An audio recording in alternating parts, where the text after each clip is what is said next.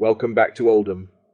Today we are looking at the area known as Hollinwood, between the A62 and Roman Road. Most of you will probably know it as Junction 22 on the M60, down by housing units, where the big gasometer was. But let's take you back 110 years to 1914. When cotton was king, coal was plentiful, and gas was so abundant it had to be stored in huge holders in towns and cities. Actually, just a map isn't good enough for me.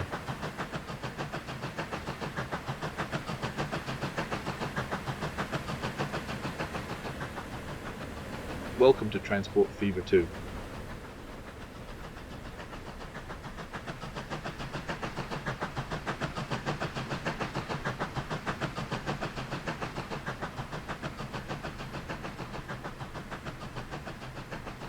This long-term project using precision height maps and modern mapping software will hopefully demonstrate the grandeur and magnitude of what was Oldham's enormous cotton and coal industries, not forgetting the many other proud factories and businesses that once called Oldham home. This all started when I had difficulties finding photographs of the old cotton mills, and it reached a critical point when I couldn't find any information on Albert Mill except from the basics. Built around 1850 by the executors of Joseph Lees on Albert Street, Failsworth, with a new mill built alongside in 1861. In 1972, the newer part of the mill, known as Chatsworth Mill, was destroyed by fire. Apart from this, I had little success, so off I went to build the entire mill and surrounding area from scratch.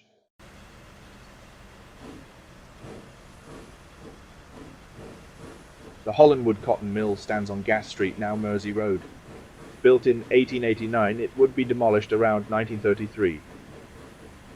In between the mills runs the Hollinwood branch of the Manchester and Ashton Underline Canal, running from what is now Daisy Nook Country Park as far as the Werneth Branch Canal to Old Lane Colliery, which opened in 1797. What amazed me whilst making this map was the amount of farmland that used to surround the area. Farmers losing valuable land or were moved on whenever a new mill was constructed. It's hard to imagine today, under all those housing estates, that there were once fields and trees fighting for their lives against the unstoppable march of progress. All these new buildings required bricks, so naturally, Hollinwood had its own brickworks on Gas Street. And while we're on Gas Street, I should mention the massive Hollinwood gasworks. Town gas, which was the more general term referring to manufactured gaseous fuels produced for sale to consumers, is produced when coal is heated strongly in the absence of air. It was stored in the massive gasometers seen next to the works. It was supplied to the user via a piped distribution system. The 165-foot tall gas holder that towers over the tiny houses below holds 144,000 cubic unit feet of gas and is the largest in the country, having only been built in 1913. It will survive until 2009, remaining in use well into the 1990s. Windsor Mill and Rose Mill were both built around 1860. The Windsor Mill Company took over the Rose Spinning Company until production ceased in 1885. Both mills were taken over by Ferranti's in 1903, who used them as rubber works from 1925. Next to the Oldham Corporation tram depot is the site of the ever-increasing Ferranti site. Sebastian Ziani de Ferranti moved his manufacturing headquarters to Hollinwood in 1896. Land prices in the London area were far too high, and Ferranti needed considerably more manufacturing space to produce his electrical power transformers. In July 1901, Ferranti Limited was formed, and it became not only an industrial supplier, but also made domestic appliances and had many military contracts and aviation innovations. In 1993, the firm went into receivership, and the remainder of the company was broken up. Emerging from beneath Ferranti's and running between these allotments on what was Stevenson Street is the Holbottom Brook.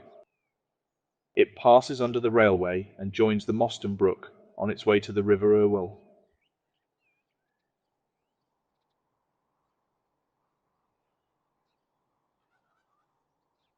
Following the Moston Brook back up the line, you will find the Bower Brook and the Bower Colliery with its tramway that used to transport coal to the Rochdale Canal.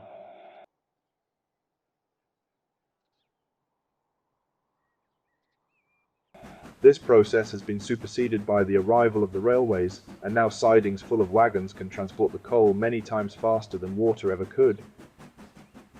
Opened in 1859 by Marland, Bailey and Booth, Bower Colliery employed 233 men. By 1913 that had risen to 322 men, with 286 below and 36 on the surface.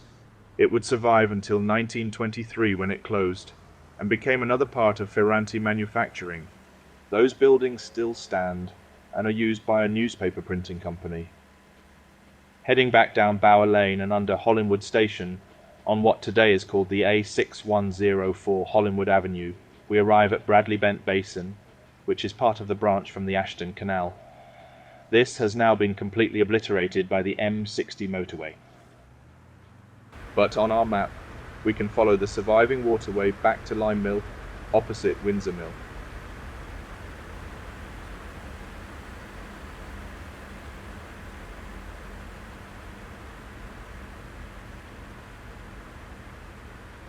The lime mill on Albert Street was built on the former site of the hatting works in 1874.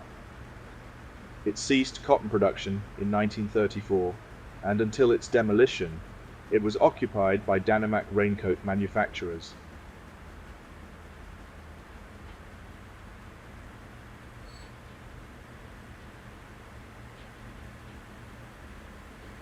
Continuing down the canal back towards Ashton, we find the new kid on the block. The Mersey Mill was newly built in 1908 on Mersey Road, now Westminster Road.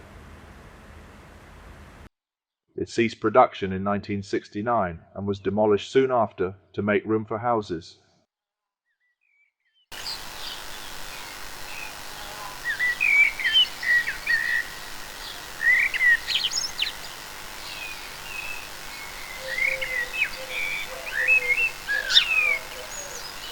I hope you enjoyed this trip down memory lane.